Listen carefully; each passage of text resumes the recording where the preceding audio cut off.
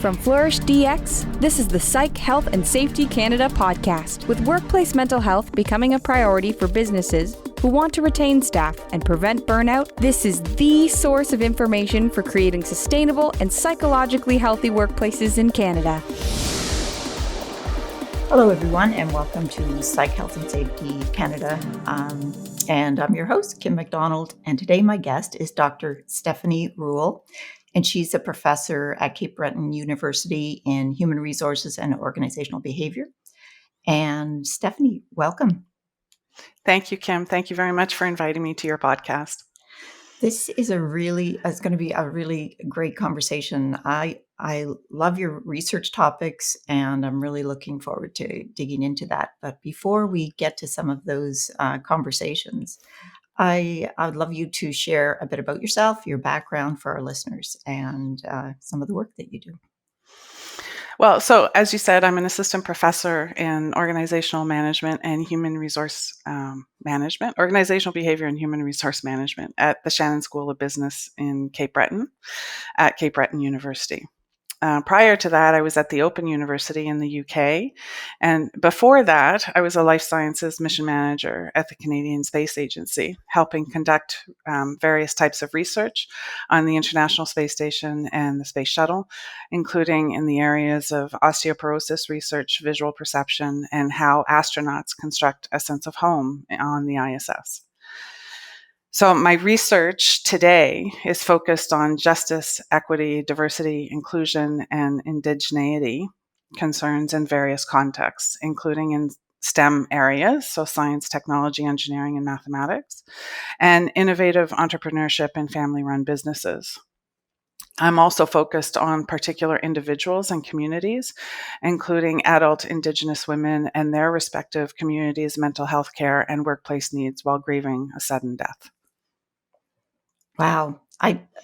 That's a pretty impressive background. I have to say that it may be like everyone, as soon as someone mentions space, that's great conversation talk, because anything that has to do with space missions, I'm thinking, oh my goodness, that's a pretty interesting place to start, and in kind of an interesting swerve in the breadth of all that you've done.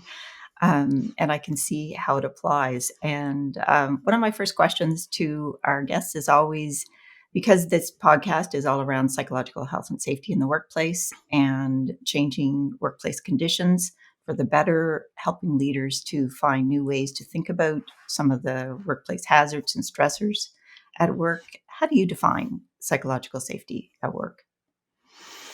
So that's a great question. The research tells us different things. There are certain risk factors that we have to be aware of, and research out of Simon Fraser University in particular talks about things like the health of individuals who work in the organization, and organizational culture is an important influence on psychological health and impacting those risk factors. There's also psychological and social support that organizations can offer, engagement within the work organization, and the obvious one is clear leadership in psychological health and safety. Thank you for that. Your most recent research is very interesting, and yet many people may not consider it something that a workplace thinks about a great deal, or certainly leaders think about it as a work-related stressor or a psychosocial stressor. And maybe you could share a little bit for our listeners about that topic and get us off the ground on that. Yeah, so as you know, Kim, death, grief, and grieving processes are captured in various fora, so including the arts, oral histories, storytelling, even in metaphysics. And these notions that surround death are also considered in the natural sciences, such as measuring biological markers, for example, brain and cardiopulmonary death indicators, that are focused on defining the nature of death. The study of grief and grieving, which is my focus, is often positioned within psychological and psychiatric areas. And starts really with Freud's work and is followed by Kubler-Ross's 1969 work on 5 stages of grief model, which was later proven flawed. Now, the neurosciences, or the study of the brain, has stepped into the study of grief and grieving, calling itself the new science of bereavement. And neuroscientists are focusing on answering why and how type questions surrounding grief, such as why does grief hurt so much, and how do the various structural centers in the brain play a role in the grieving process. So just as there are various death categories, so death after a long illness, death after a sudden event, so there are multiple ways to classify grief and grieving. Now, I make this distinction between grief and grieving for a very important reason.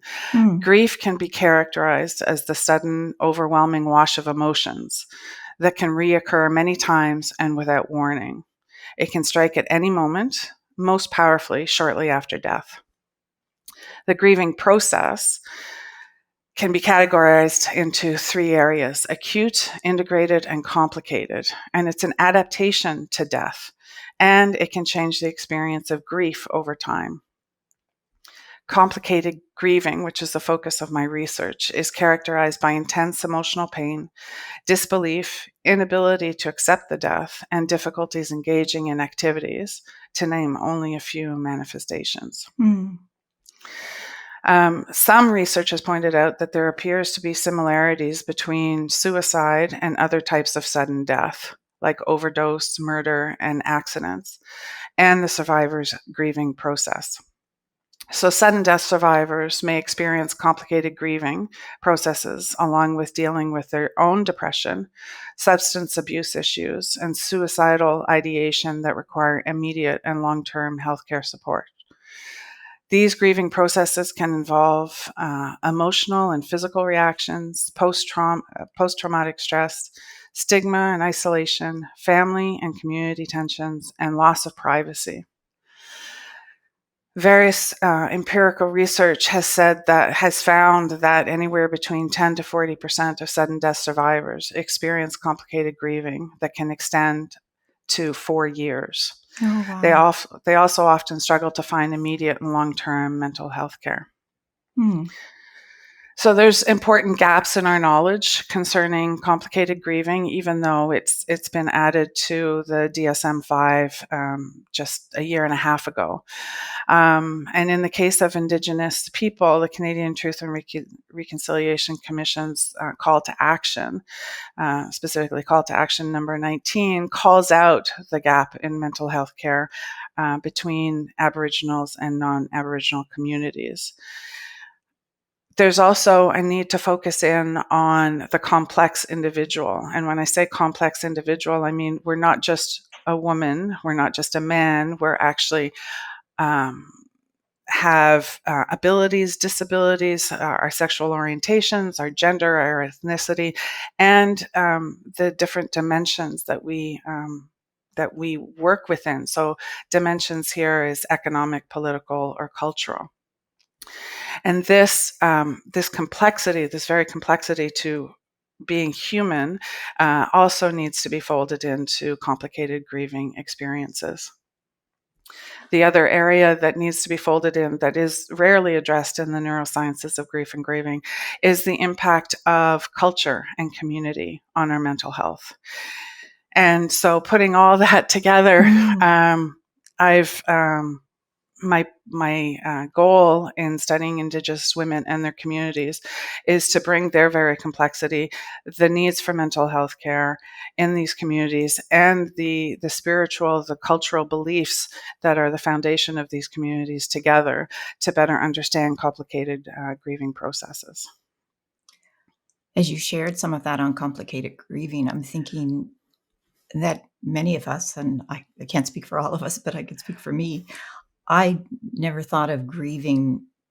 I've experienced it in the way that you've talked about complicated grieving, but I think my go-to about grief is that acute, or is something that happens, and it's not my experience, but it's what I it's sort of like not my experience, but it's what I would have called what grieving is. So it's that period that's after death, and then the individual continues to be impacted by it, but life and work and all of the demands on us go on, and it doesn't.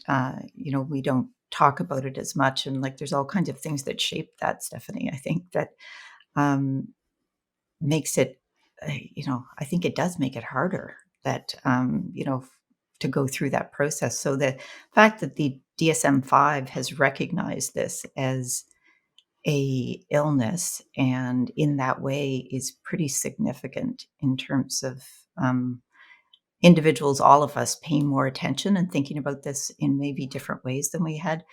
Um, Interesting that the work that you're doing around women and Indigenous women and their experiences, and how do you bring that more into, is there some Indigenous, knowing that obviously that we don't know about that, from a workplace perspective, that would be useful to thinking about this as a factor in the workplace.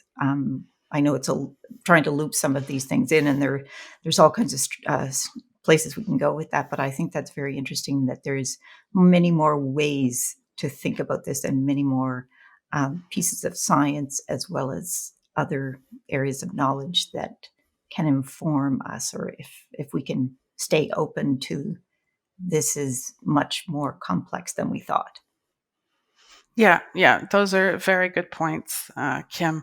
It is very complex, and to break it down to just women versus men ignores that complexity, and to focus in on just the individual also is actually hurting Indigenous communities, because the community is for many Indigenous communities, it's their basis of their culture, their belief, and how they get through life every day. And if we're, borrowing from Elder Albert's thoughts on holistic care and healing the soul wound, we need to consider not just the individual who's a sudden death survivor. We need to consider the community that supports that individual and that integrates that support. And how can the Indigenous community heal together to move forward, not only from a mental health perspective, but also from an economic perspective, to ensure that their community continues to thrive for their future generations. Now, all of these ideas I'm talking about for the benefit of Indigenous communities, to be clear, but I believe that Western society can also learn from this approach to healing of the whole of the community is the focus of the healing exercise. And I believe Western society has lost sight of the importance of community, and how that can impact their own economic lives. Well, when you think of the 13 factors for the workplace and psychological health and safety, that's social and psychological support, from that the social group that's your workplace, and, as well as your family and community, that is incredibly important to long-term thriving and mental health. So getting a better understanding of some of these, it's not just down to that. The interesting thing for me is that we think of it in terms of terms and definitions, and then there's the process of it, which is so much more complex and rich than when we think about it. Is there a common understanding of grief, or is that's actually the basis for this, which is that we maybe that is exactly the shift and the pivot that you're speaking about right there. Yeah. So a lot of people who are not conversant in these basic definitions on grief and grieving may turn to the internet, and the internet, is a great source of information. However, a lot of that information doesn't always reflect the latest research and the latest empirical research. So a lot of people end up turning to Kubler-Ross's grief model, which and that model, to break it down for you, talks in terms of denial, anger, bargaining, depression, and acceptance. The problem with that model is that it gave voice to the terminally ill individuals, but she used momentary experiences of grief to describe grieving over time. So the reality is, we found since that breakthrough model was first published, is that not everybody goes through those 5 stages. And unfortunately, a lot of organizations have built their policies with regard to bereavement leave and benefits on this 5 stages of grief model. Oh my They've gosh. also assumed that grieving is linear. So in Canada, for example, a lot of large and medium-sized organizations provide 5 days of leave for the person to grieve, and then expect them to come back to work. Unfortunately, not everybody is going to go through those 5 stages of grief, especially in the case of complicated grieving. And so this model has been used as a prescription while it's just a description of grief.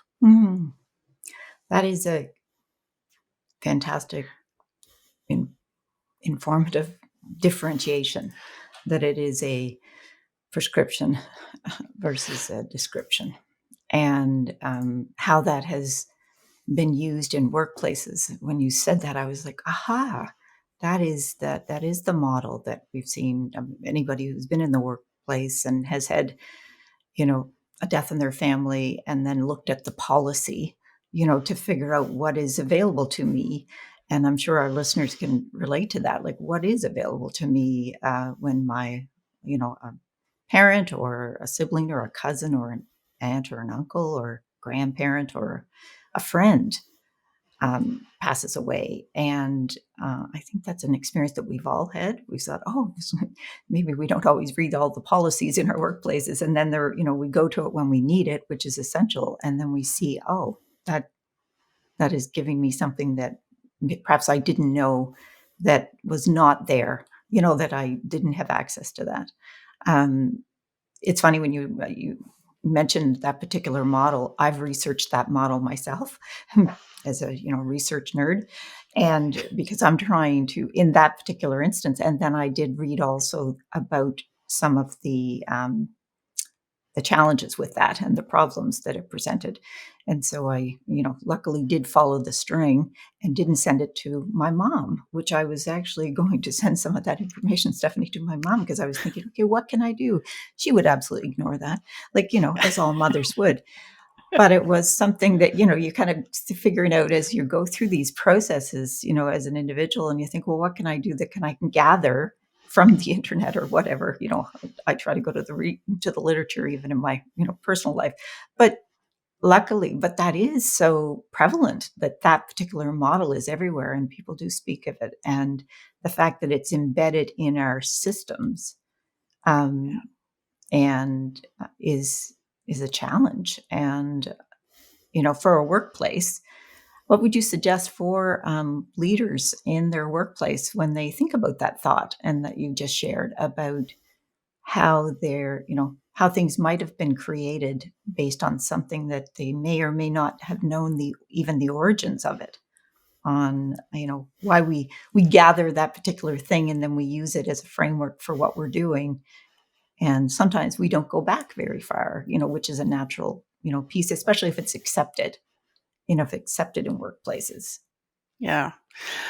So that's a great question. So part of my work as a researcher is also making sure that my students are aware of the latest research and to teach students how to navigate empirical research and how to bring that into the workplace. So, some of the exercises that I do as a professor in developing these students' abilities in the business world is to conduct searches on empirical research, peer-reviewed empirical research articles, and to read them and to try to understand how different models for how we work well together, including mental health models, can be incorporated responsibly into organizations. So you can, beyond the student classroom, you can take that to the general population and urge people to do this empirical research searches using things like Google Scholar, and search for models for mental health that are based on empirical evidence, not just somebody anecdotally sharing an idea or a thought. Look for that empirical research, because the idea with empirical research is that you've studied across different populations, across different countries, to see what works and what doesn't work, to put it very simply. So leaders in organizations, depending obviously on the size of the organization, can task their HRM professionals to do that type of analytical work and critical thinking, to find the latest research and to come up with, a plan for, in this particular case, complicated grieving individuals, looking at the very complexity of individuals, to tailor leave provisions and benefit packages that can help them navigate this very difficult period. So, for example, in the UK, there has been a shift in the past couple of years towards recognizing the death of a child and how that impacts men and women differently. So in the case of men, instead of having, this standard 2.5 to 5 days of leave in the death of a child, they've now expanded that to 30 days of leave for men. Wow, what a shift. Yes. Yeah, it is a major shift now. There's more that needs to happen with regard to a loss of a child, because the grieving in a sudden death, complicated grieving experience, the timing of 30 days might not be enough, because again, we're talking about 6 months to 4 years of possible mental health challenges. So all of that can be built into leave provisions and benefit packages. I can see also where, health-oriented leaders and compassionate leaders who are shifting their culture and making, thinking of it as, maybe also in the realm of accommodations, where you have, obviously people do have to work, and because they also need, the economic, all the revenue that comes from that into the household. So those, and for the business to be able to, continue to operate. So more flexibility in, accommodating, a person going through that process, and for fairness, and also understanding and reducing the work stress burden, or maybe the conditions in which the work happens. So I can see if where flexibility in thinking about the long term, which is always challenging for, businesses, family businesses and other businesses, which is, thinking about the long term. And obviously today, thinking about what needs to happen to be able to have retention and, attraction, retention. And you had mentioned about culture, and, that can be a psychosocial risk factor. And it also can be something that attracts individuals to organizations where they do have a lot more flexibility. And, and certainly this topic around grieving and grief, and having more conversations about that in the workplace. I am so pleased about that shift from the UK perspective. If you had asked me before to guess what the what the extension would be from 2 days, I would have maybe gone to 5.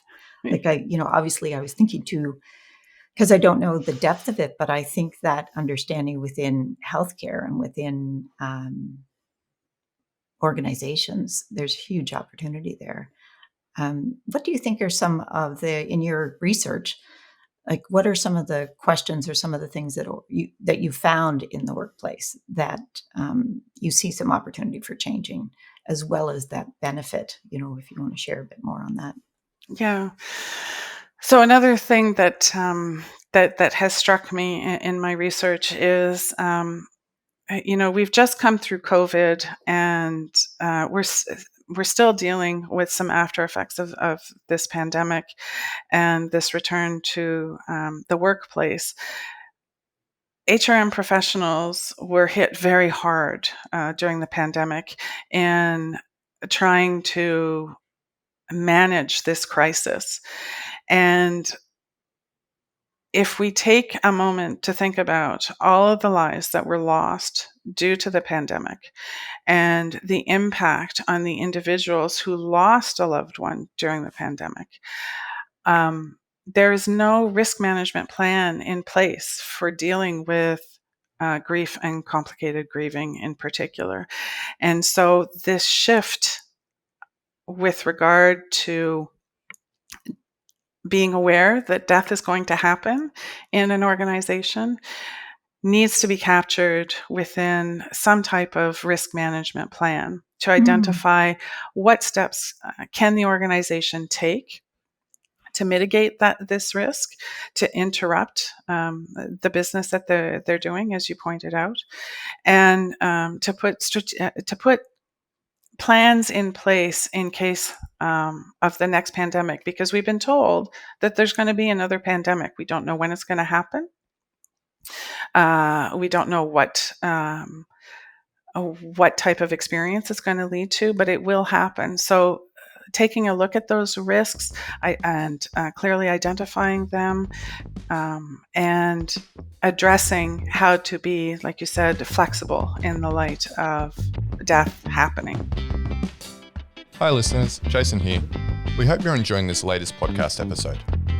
Now, if you're like Joelle, Alicia and myself and enjoy learning from the best, then the Flourish DX Academy is for you. The Academy includes free e-learning courses on the ISO 45003 standard for psychological health and safety at work, and associated topics such as how to conduct a psychosocial risk assessment and how to create the business case for psych health and safety. All courses feature high-quality videos, downloadable resources, multi-choice questions, and a downloadable training certificate on completion. Take your learning to the next level with all Flourish DX Academy courses included within the Flourish DX mobile app. Select podcast episodes from the Psych Health and Safety podcast and sister podcasts from Canada and the USA are also included. Get started with Flourish DX for free at www.flourishdx.com/get-started. That's www.flourishdx.com/get-started. Now back to this episode. What do you think what do workplace leaders need to, what do they need to change? Or are there any barriers right now that you found in your research that, maybe there are common mindsets, common views? You mentioned about the HR manager and the stress that person, that particular role, and the people in those roles have had in the pandemic. From what I've read and my own experience, we all underestimated the impact of some of very particular roles inside organizations that get to work, get busy, and very dedicated people continued on through a lot of phases that we didn't necessarily, I think we'd all agree, we didn't slow down and stop sometimes. I mean, it did, there were lots of conversations about us slowing down with the pandemic, and it had some of those very positive things, but I think there were still those underlying beliefs around getting the work done that sort of never, that doesn't let up as easily as some of the other things that we did. What are some of the things that can, for someone who wants to be more aware, that they can watch inside themselves when they think, oh, well, it would be great to talk about these topics, and we also have to get back to work? It's like, that kind Right. of Yeah. that kind Yeah. of thing that happens. So there are a number of barriers. One of the big ones is a lot of people don't want to face death, and the unfortunate reality is death is part of life. And so having a champion or a sponsor of grief and grieving within an organization that is focused on instilling urgency in introducing change to the mental health landscape at work is an important step to undo this barrier, to make others aware that it's perfectly normal to experience grief. It's perfectly normal to go through your own grieving process. The concern becomes one of care, efficient and effective care for those who are dealing with complicated grieving and who find it very difficult to navigate all of the different things that you have to go through when you face a sudden death. And that champion or that sponsor can help that person navigate those difficult experiences. Another barrier is a lack of vision within organizations in their definition of organizational core values that embrace the idea that death is going to happen. So when you have this lack of vision with regard to your core values, you introduce the possibility for biases to come into the organization's values, and you set up this conflict between the personal and the professional. And conflict can negatively impact organizations and maintaining their sustainable competitive advantage. Tell me a little bit more about that conflict between the personal and the professional. Yeah. So let's look at Indigenous communities and Indigenous women in particular. So there are different practices around grief and grieving in Indigenous communities, and some of those values, and I'll classify them as personal, community-based values, involve a year of grieving. Now, try and transplant that grieving, that personal value of grieving for a year into an organization that has not defined its core values with regard to death, and believes that to be an effective organization, people need to be present at their desk and working, 9 to 5, not having, I'm going to the extreme to show the example, not having any emotions, just getting the work done. So you get a conflict between a community that needs a year for their grieving process to heal versus an organization that just wants the person to do the work and be present in their seat when they're doing their work. The inevitable outcome is conflict.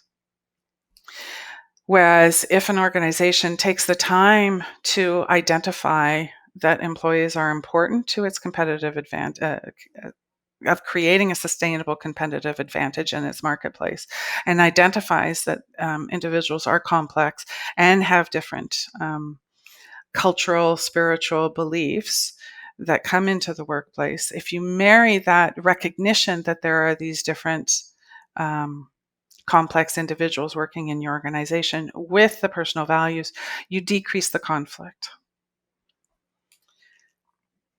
I feel like we should pause. That is the most brilliant sort of description and unpacking of how we don't, at times in Canadian business, talk about these very personal life stressors and how they're going to impact the work and show up in our performance, in our relationships, in our lives. That is that description is excellent to try to help organizations, and I would love to see more organizations think about that very human value at the level of the human experience.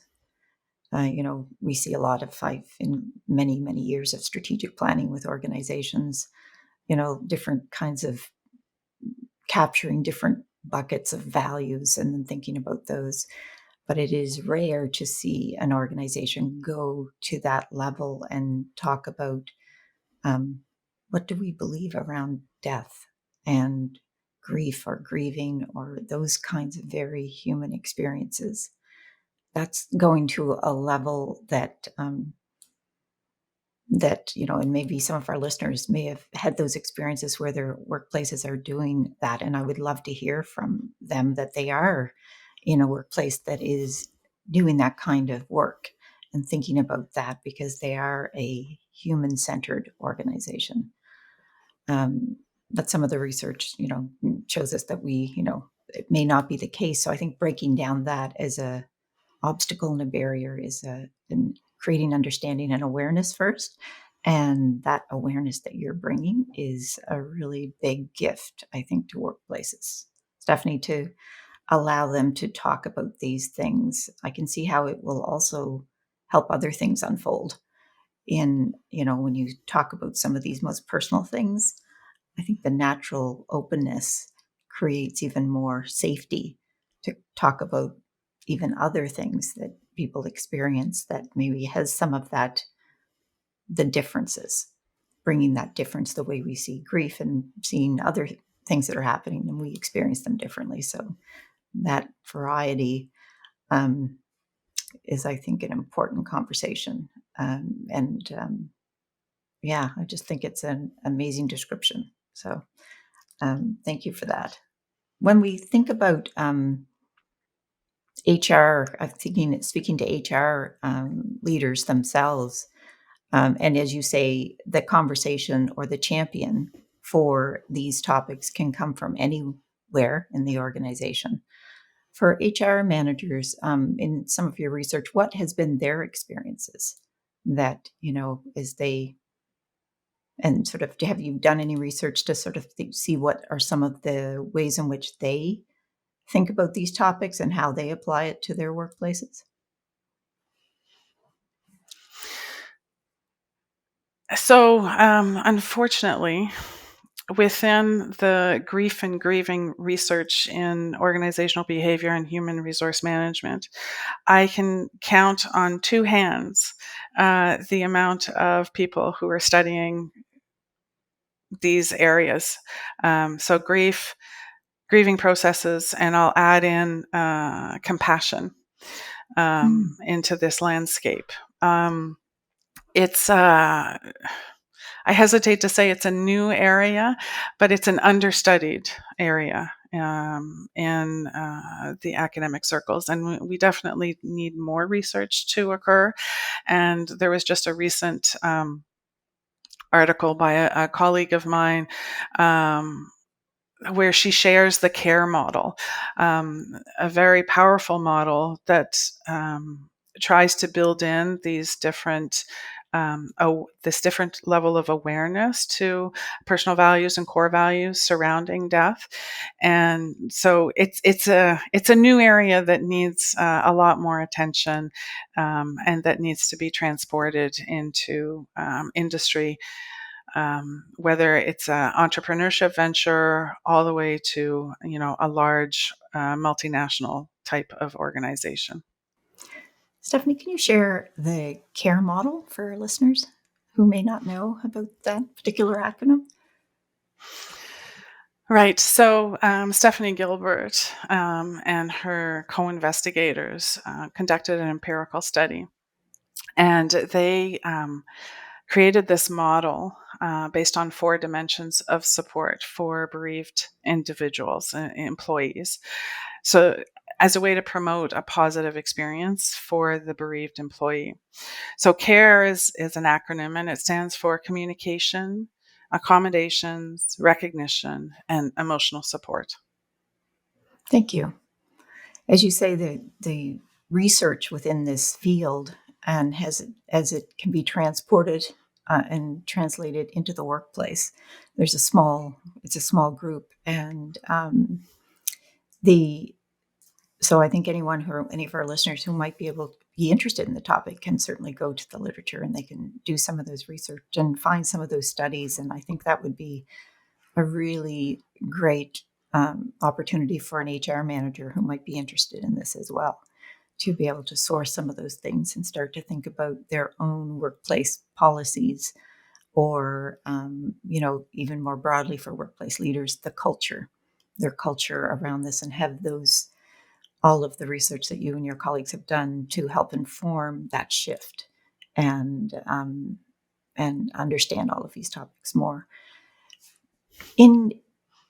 I guess from a Canadian perspective, and I don't know, and you may or may not be able to answer this, but I'm just wondering, as you talked about some of the cultural differences, and some of all of the differences in an individual, and it might be that we have a different view of grief or grieving from a culture perspective. It may be a personal family one. It could be from all kinds of different origins of gender. Talking about cultural differences a little bit more, can you share a little more on that? And I really appreciated the thread of the Indigenous work that's going through all of your work, and how workplaces can be thinking and gathering, whether their culture, which we know is built most likely from a Western standard in Canada, but these other areas of knowing, and even more broadly, other cultural ways of understanding, and how we can help, sort of broaden the understanding from maybe what, from a Western perspective, is a fairly narrow I guess a narrow perspective, to help to integrate some of these other things. Right. So I think it'll help if I just take a step back and explain sort of the foundations of my research. So I use I'm studying various ways of understanding grief and grieving processes. Some of it comes from the neurosciences of grief and grieving. Some of it comes from the social cultural models for healing. So the importance of belief and spirituality, and how that influences our grieving processes, and also the thread of Indigenous ways of knowing. So specifically, I'm pulling on two-eyed seeing, which is a knowledge system that is recognized as part of Indigenous research methodologies. So it's a guiding principle, it's a lens, it's an approach to embrace diverse knowledges, to work side by side. I think Elder Albert said it best, so I'm going to quote from his work. He defines two-eyed seeing as the gift of multiple perspectives, treasured by many Aboriginal peoples, and refers to learning to see from one eye with the strength of Indigenous knowledges and ways of knowing, and from the other eye with the strength of Western knowledges and ways of knowing, and to using both these eyes together for the benefit of all. So two-eyed seeing permits all of us to decolonize Western scientific knowledge, while also honoring Indigenous perspectives and Indigenous relationality. So the idea here is that we're not just looking at this issue of grief and grieving processes and death with just a Western lens. We're also pulling on different ways of knowing, and hoping to weave these knowings together for the benefit of Indigenous communities, clearly, but also to benefit Western society, to understand that there are different ways of knowing and going through life and death. Thank you for that. I think, are there resources that, we can guide HR managers to, that you're familiar with, that we can, I can also we can put it out there so that they can also jump into their own research, if you were going to give them some advice, if they were one of your students and they had an interest in this, that you say, well, here are the top 3 resources I would go to start my understanding of grief and grieving. So I'd be happy to share those with you and your listeners. I can provide some links for you. That would be great. I can also urge your listeners to consider the critical thinking skills in approaching empirical research. You'd mentioned about the critical thinking skills, Stephanie. That's let's talk a little bit about some of the competencies that can, whether it's a workplace leader or an HR manager, can be thinking about what are some of the skills, competencies, abilities that can ready ourselves to have these conversations that, in topics like this that are absolutely essential to thriving in the workplace, but also we know that, for workplaces that don't start to think about some of these topics can create additional hazards and stress just in their absence of dealing with them or addressing them. What are some of the competencies that can ready a workplace to be able to have good conversations around grief and grieving? So that's a great question. And one of the key competencies is an ability to think critically about the information that's presented in front of you. So these critical thinking skills you need to apply in, for example, your internet searches for information about grief and grieving processes, because unfortunately, the way the databases are set up for searching, they determine the patterns that you're interested in. And so you can get stuck in a rut of certain types of information. So you need to critically think about, for example, key search terms that you're interested in. So, for example, instead of looking up grief, which may leads you to a particular model that's outdated, you could look at neurosciences of grief. And that may open up a wealth of information about mental health care and how the models have changed. You could also try looking up, for example, two-eyed seeing and see how two-eyed seeing has influenced medical models of care and looking at the holistic care of individuals. So try and think outside of the box. Again, these critical thinking skills to find some examples of research, empirical research that's going on. Another a component for especially human resource managers is to communicate with senior leadership and middle managers who are sort of stuck in between the employee and the senior managers and the executives in trying to navigate, in this case, complicated grief. These middle managers may need more support from their human resource managers to better understand what's available for their employees and how to also meet the requirements of the organization while this employee who may be a sudden death survivor is off work. And finally, I think the third skill that needs to be practiced is openness. So openness to communication, openness to being flexible with your employees. As difficult as that may sound, it's important to recognize once again that organizations are made up of humans. And if you're open to that reality, you will breed loyalty, respect, and the very best from your employees. Mm.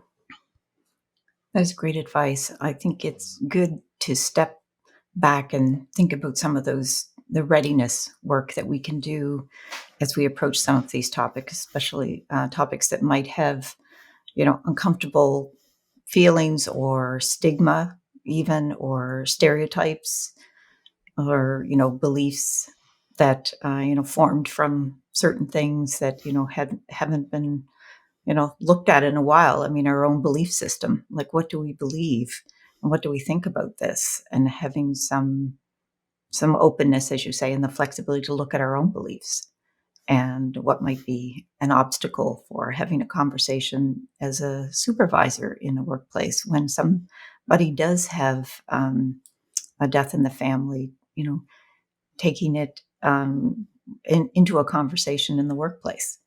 And, because there are others within that team that might be affected by because they're colleague, their peer, their friend is in a very difficult state. So I can see the ripple effect too on the work team.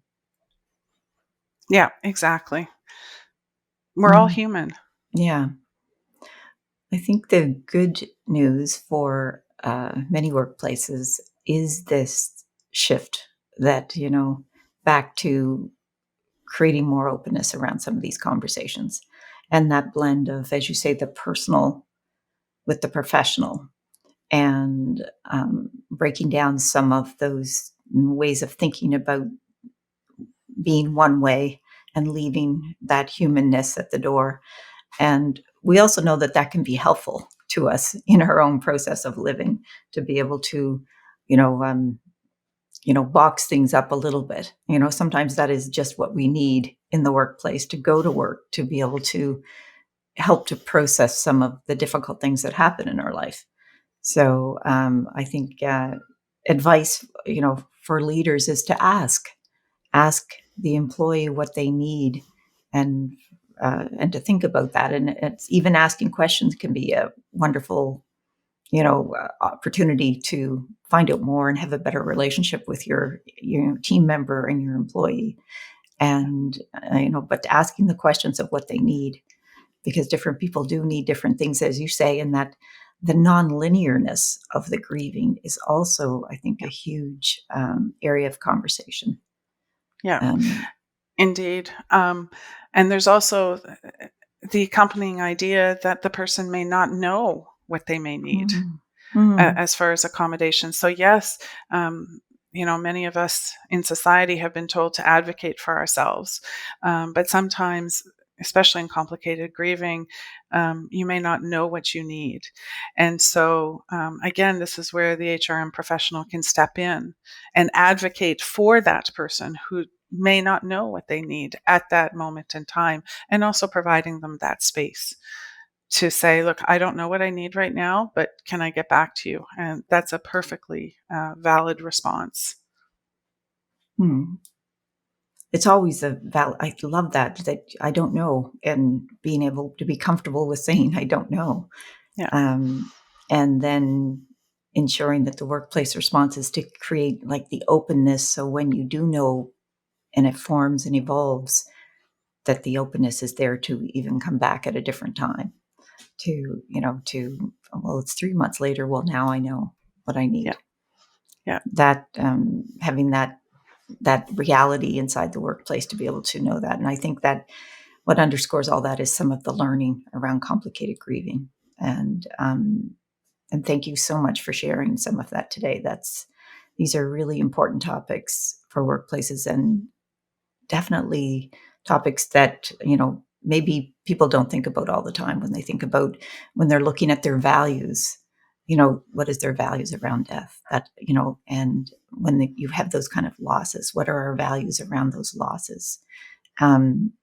That's a pretty amazing question to be able to encourage workplaces to have those conversations. And I think your connection to the pandemic and what may or may not come in the future, because we do know that was a pretty significant shift for many businesses trying to figure out and navigate that. So some of the preparation around this, the timing is great for now, before more of those kinds of particular examples, but for every day when a team member has a loss in their lives, to have those conversations.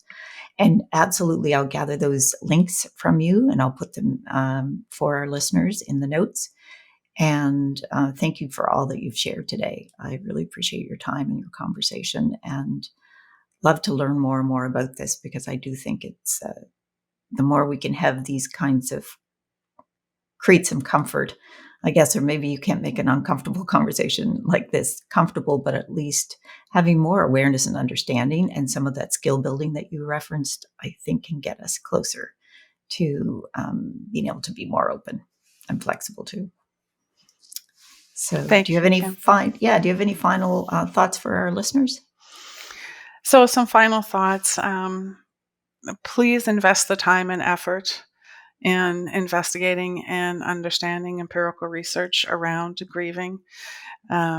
take the time also to define that risk management plan for the benefit of your organization and for the benefit of your employees. And also contribute to improving cultural awareness by embracing those core values that are important for your organization. And finally, recognize that each step you take towards mental health awareness can contribute to opportunities for economic growth, not just for your business, but for the individuals in the community. Thank you. If listeners wanted to reach out to you, how can they get in touch with you? So they can reach out to me at my Cape Breton University email address, and I'll share that with you also. You can provide that in your comments. Thanks. One of the greatest places in the world, Cape Breton. It's for all of our listeners who've never been. It's not necessarily a tourism opportunity, but it is, because every individual in the world should go to Cape Breton. It is one of the most glorious places on earth, and I love that you're there. So thank you for that. And thank you for our listeners for listening in. And while you're here, check out other episodes on topics that might interest you, and please share with your network and your colleagues. Our goal is to share and talk about workplace culture and change and psychological health and safety and all of the things that impact our mental health at work. And thanks also to FlourishDX, who's the sponsor for the podcast. And until next time. You've been listening to the Psych Health and Safety Canada podcast. To stay up to date with the best content on workplace mental health in North America, subscribe wherever you listen to podcasts and join the FlourishDX community at www.flourishdx.com.